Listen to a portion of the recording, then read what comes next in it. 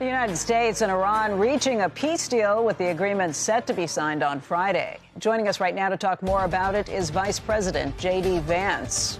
And Mr. Vice President, thank you for being with us this morning.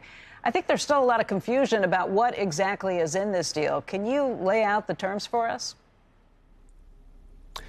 First of all, good morning, everybody. Thanks for having us. So first of all, I think it's a great day for the American people because what this deal does fundamentally is two things. It immediately reopens the Straits of Hormuz.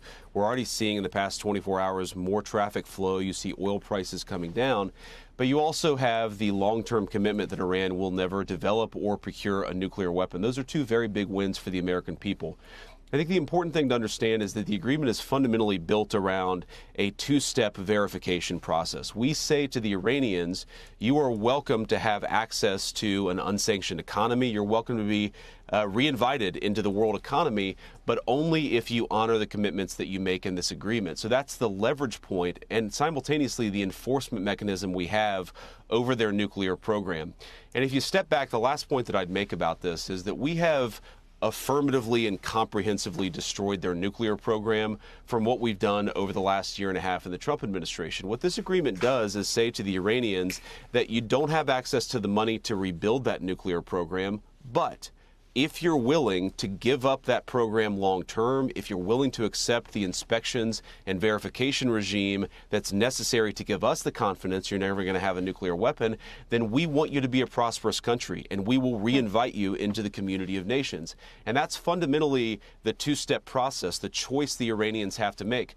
Do they want access to the world economy? If so, they're going to have to give up the long-term nuclear ambition. If they don't want access to the world economy and they don't give up that ambition, they're never going to have the resources to rebuild it from where it is today. So it's a big win for the American people, and I think the Iranians fundamentally have a good choice here in front of them, whether to be a normal country or whether to be a country that continues to pursue a nuclear weapon, which they now have no capacity to do.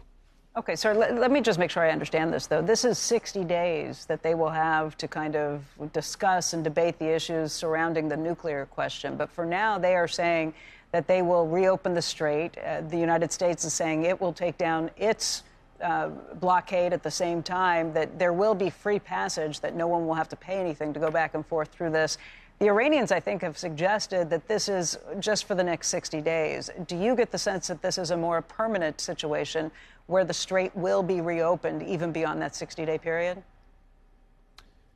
Well, our expectation is that the strait is going to be opened in a toll-free way for the long term, and that's the sort of thing that we're going to figure out in these technical negotiations. You know, there are a lot of very important details to figure out that we're actually going to sit at the table and discuss together and figure out a path forward on these details. For example, they've committed to destroy and dispose of their stockpile of highly enriched material. That's the highly enriched uranium that they accumulated over the Obama administration and over the Biden administration. And what we've said is, okay, let's talk about how exactly we're going to do that.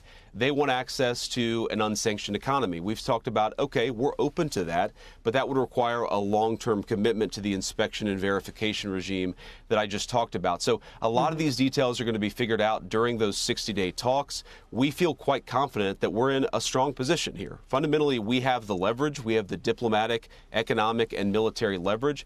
But we also are extending an open hand to the Iranians and saying, if you guys negotiate in good faith and you make that long-term commitment not to develop nuclear weapons, then we are going to make sure that your country is successful. If, however, you refuse to meet us halfway, then we're going to continue to apply the pressure that we've seen build up economically in particular, and that's going to be bad for them, and fundamentally, it's going to be bad for the region. So we hope they make the right choice. We feel pretty confident about where we are, and we're going to just sit down and talk with them and see where they're willing to concede, where they're willing to make concessions, and make some progress from there.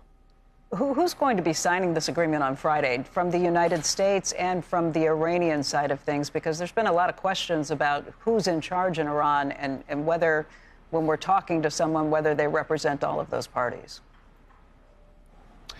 Well, one of the interesting things about what's happened just over the last few months is that our relationship with Iran has fundamentally transformed. You hear the president talk about the fact that we're dealing with a totally different group of people.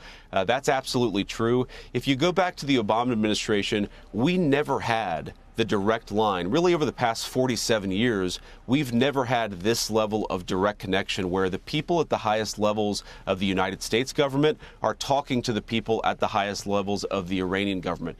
We expect the negotiating team from the Iranian side is going to be the Speaker of the House, Ghalibaf, and also the Foreign Minister Arachi, along with a number of security officials and people who represent the different constituencies within their country. But we actually see, this is a very interesting thing about these negotiations, is you see people, both the hardliners but also the more political people, saying our relationship with the United States over the past 47 years has been a mistake. Let's turn over a new leaf. We're, of course, going to verify that they actually mean it.